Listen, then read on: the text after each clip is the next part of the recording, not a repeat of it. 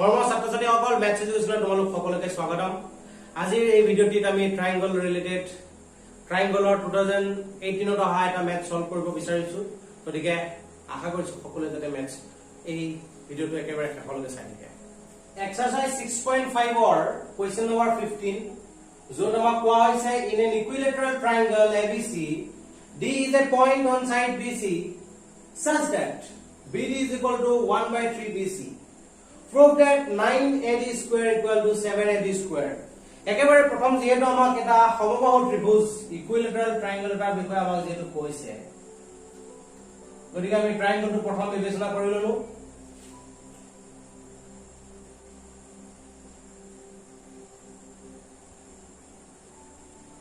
আমি প্ৰথম আমাৰ ট্ৰায়াঙ্গলটোকে আঁকিলো ABC।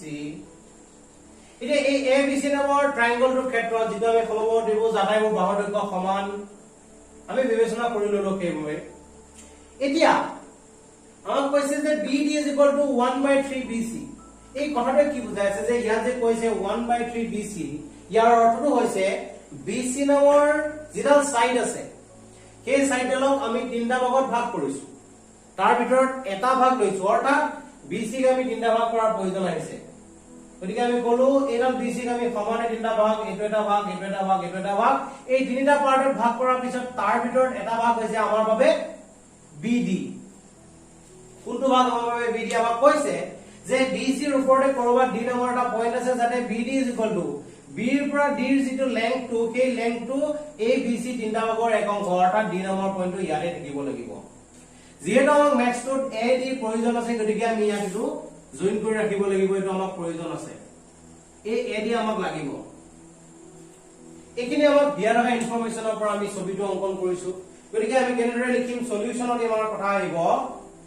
given ABC is an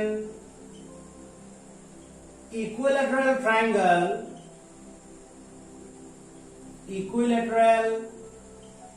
triangle comma D is a point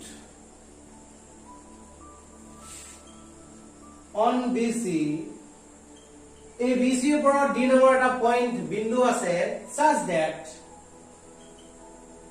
BD is equal to 1/3 BC। BD value টো 1/3 BC বুলি আমাক কৈ দিছে। to prove আমি কব পাৰো 9AD square is equal to 7AB square।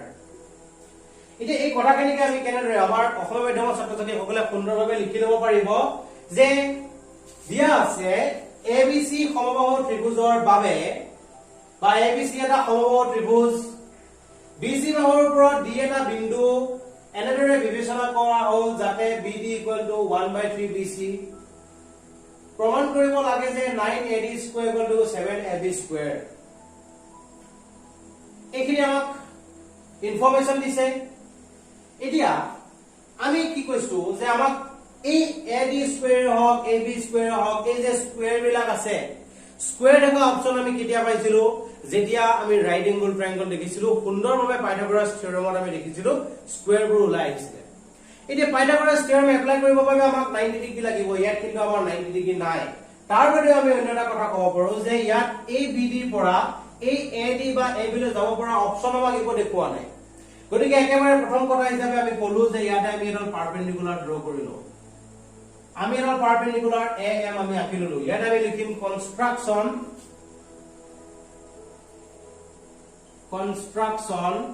ইয়াতে আমি কলো draw AM perpendicular to BC।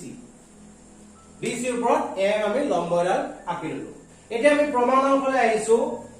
একেবাৰে প্ৰথম প্ৰমাণ অংশত প্ৰুফ আমাক দিয়া থকা কথাটো যে গিভেন আমাক কৈছিলে BD is equal to 1/3 BC। আমি দেখিছো যে এই BD ৰ লগত এই BC ৰ এটা সম্পৰ্ক আছে। যেহেতু আমাক ম্যাথছটোত এক্স্যাক্টলি লাগে 9AD square equal to 7AB square, আমাৰ এই AB ৰ লগত BC ৰ এটা সম্পৰ্ক আছে। সম্পৰ্কটো হৈছে যে কোনোবা এটা ইকুইলেটাৰেল ট্ৰায়াঙ্গলৰ ক্ষেত্ৰত আটাইবোৰ সাইডৰ লেংথ সমান। গতিকে এই AB এই BC আৰু AC ৰ লেংথটো সমান যেহেতু আমাক AB ৰ প্ৰয়োজন আছে গতিকে আমি এই BC জায়গাত আমি লিখি লব পাৰো সুন্দৰভাৱে AB আমি ৰিপ্লেস কৰিলো যেহেতু AB আৰু BC সমান তাৰ পিছত যদি আমি চাও আমাৰ এই অংকটোত এই AD নামৰ ট্ৰায়াঙ্গলটোৰ কথা মই যেতিয়া বিবেচনা কৰিব লগা হ'ব তেতিয়া আমাক DM নামৰ টুকুৰাটো আহিব এই DM নামৰ টুকুৰাটোৰ ক্ষেত্ৰত তাৰ ভ্যালুটো আমি এতিয়ালৈকে নাজানো এই DM নামৰ টুকুৰাটো কেনেকৈ ভ্যালু গম পাম এই DM আসলে BM ৰ এটা অংশ আমি এই BM ৰ অংশ ভ্যালু কিন্তু নাজানো গতিকে মই ইয়াত কি কম এগেইন আকৌ for triangle ABM and triangle ACM ত্ৰিভুজ ABM আৰু ACM ৰ ক্ষেত্ৰত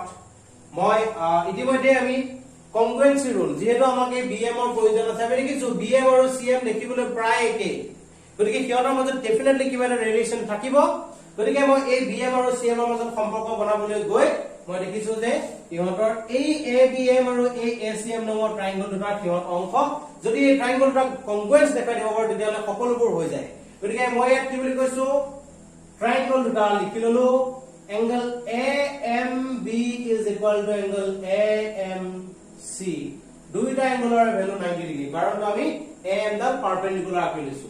তাৰ পিছত আমি যদি চাও AB আৰু AC ট্ৰায়াঙ্গল দুটা ক্ষেত্ৰত সমান কিয় সমান কাৰণ এটা এটা সমবাহু ত্ৰিভুজ আৰু সমবাহু ত্ৰিভুজৰ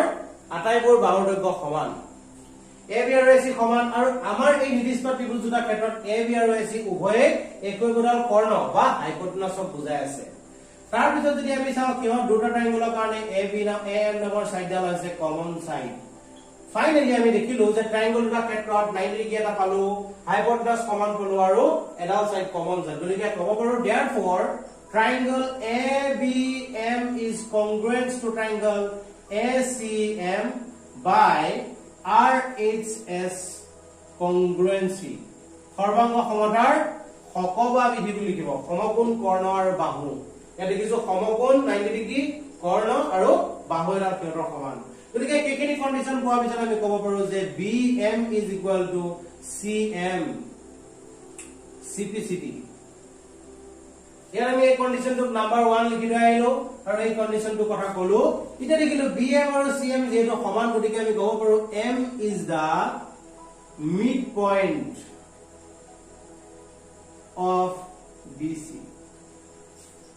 M BC ৰ মধ্যবিন্দু বুলি আমি পালো BC মাজৰ বিন্দু বুলি কিয় কৰো কাৰণ দুটা টুকুৰা সমান সমান সমানে BC দুটা ভাগত ভাগ কৰিছে গতিকে M BC মধ্যবিন্দু হ'ব লাগিব তাৰ পিছত আমি ক'ব পৰা হলো কি বুলি যে BM is equal to half of BC তাৰ পিছত আমি ক'ব পৰা হলো BM equal to half of AB also যেহেতু ত্ৰিভুজটোৰ ক্ষেত্ৰত আমাৰ দুডাল বাহুৰ লেংথটো ট্ৰায়াঙ্গল তিনিডাল বাহুৰ দৈৰ্ঘ্য সমান AB BC আৰু AC গতিকে ইয়াত আমি BC জাগাত AB লিখিব পাৰো তো ফাইনালি আমি এটা ৰিলেচন পালো BM আৰু AD BD ৰ মাজত সম্পৰ্ক পালো আৰু এই BM আৰু BD ৰ লগত সম্পৰ্ক হৈ আসলতে আমাৰ DM টুকুৰাটো আহিব গতিকে একেবাৰে প্ৰথম কথাটো now for triangle ADM এই ADM নামৰ ট্ৰায়াঙ্গলটো ক্ষেত্ৰত আমি ক'ব পাৰো যে AD square equal to AM square plus DM square এটা সম্পৰ্ক আমি বিচাৰি পাই গলো AD square equal to AM square plus DM square যেটো আমি পাইথাগোৰাছ থিওৰেম ব্যৱহাৰ কৰিছো এতিয়া এই AM ৰ পৰা আমাক যেটো AM প্ৰয়োজন নাই আমাক ম্যাথছটোত AM ৰ যেটো প্ৰয়োজন নাই আমাক প্ৰয়োজন আছে AB এই AD টো আমাক লাগে আমি আনিলো আমাক লাগে এতিয়া AB AB টো আমি আনিব পৰা নাই কিন্তু আমি দেখিছো এই AM নামৰ সাইডডালৰ AB ৰ লগত এটা সম্পৰ্ক আছে গতিকে আমি ইয়াত ক'ব পাৰো যে AB square minus BM square লিখিব পাৰো বাকি আমাৰ DM ৰ ঠাইত আমি DM আমাক প্ৰয়োজন নাই DM ৰ জাগাত আমি ৰিপ্লেস কৰিব পৰা হলো কি বুলি যে DM মানে আমাৰ চিত্ৰই কৈ আছে BM minus BD ওপৰত যেটো স্কয়াৰ আছে আমি স্কয়াৰ লিখি ললো আমি গোটেই ইনফৰমেশন যিখিনি আছিল আমি ব্যৱহাৰ কৰিব পৰাকৈ আমি কৰি ললো AM স্কয়াৰ ইয়াত আমি লিখিব পাৰো যে AB square equal to AM square plus BM square যেটো আমাৰ পাইথাগোৰাছ থিওৰেম ব্যৱহাৰ কৰিছো আৰু এটো আমি কি লিখিছো চিত্ৰৰ পৰা ফ্ৰম ফিগাৰ আমি ক'ব পাৰো এটো লিখি ললো আমাক ab স্কয়ার প্রয়োজন আছে ab স্কয়ার আমি লিখিয়ে রাখিলো এই bm আমাক প্রয়োজন নাই এই bm এর জায়গাত মই অকনমান আগতে প্রুফ কৰিছো equation number 2 bm equal to half of ab বুলি মই পাইছো ইকুয়েশন নাম্বার 2 তাৰ ভিতৰত আমি পিছৰ bm ৰ ওপৰত আমি লিখিব পাৰো হাফ অফ ab আৰু b নামৰ ওপৰৰ জায়গাত আমি লিখিব পাৰো 1/3ab যেটা আমি ইকুয়েশন বাই ইকুয়েশন 2, 1 ইকুয়েশন 2 আৰু 1 ইউজ কৰি আমি এটো পালো এতিয়া ab স্কয়াৰ মাইনাস এটো আমি স্কয়াৰ কৰিলে 1/4ab স্কয়াৰ হ'ব 2 আৰু 3 এলসিএম ললে 6 হ'ব আমাৰ ইয়াত আমি লিখিব পাৰো 3ab minus twice ab ওপৰত আমাৰ স্কয়াৰ আছে তো ফাইনালি আমি লিখিলো যে ab square minus 1/ab square plus 3ab বা 2ab মাইনাস কৰিলে আমি পাম 1ab গতিকে 1 অফ স্কয়াৰ কৰিলে 1 6 অফ স্কয়াৰ কৰিলে 36 আৰু ab ৰ ওপৰত স্কয়াৰ অৰ্থাৎ ab স্কয়াৰ এতিয়া ab স্কয়াৰ আমি গোটেই কেইটা কাৰণে দেখিছো